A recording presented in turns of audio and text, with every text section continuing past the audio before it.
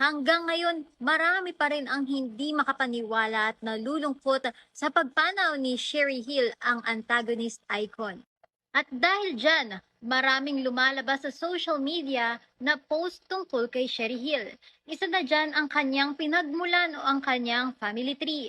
Narito nga ang kanilang family tree na nagmula sa kanilang magulang na si Eduardo de Mesa Eigenman at ina na si Maria Rosa Catalina Hill Eigenman. Para nga sa mga nagtataka kung paano naging related si Sherry Hill kay Andy Eigenman at Sid Lucero, narito ang sagot. Tumungo tayo dito kay Rafael John G. Eigenman o mas kilala bilang Mark Hill. Naging kasintahan niya si Bing Pimentel, tapos nagbunga ng Sid Lucero. Tapos dito naman tayo sa susunod.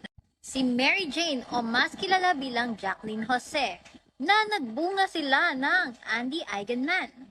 Dito naman tayo sa isa pang anak nila Eduardo at Maria Rosa na si Michael Edward Eigenman o mas kilala bilang Michael de Mesa.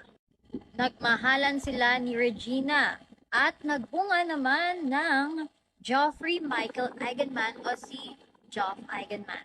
And lastly, ang nag-iisang babae na si Evangeline Rose Eigenman o mas kilala bilang Sherry Hill.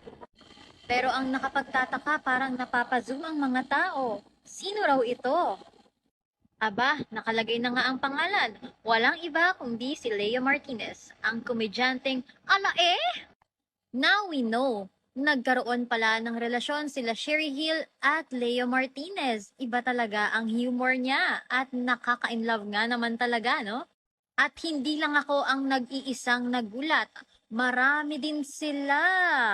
At dahil marami ang hindi makapaniwala, ayan, nagbitaw na ng litrato. Throwback picture ni Leo Martinez ang isang fan.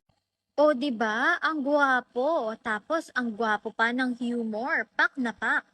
Do you want to know more about this chismis? Check the link below. Comment then your thoughts, ha?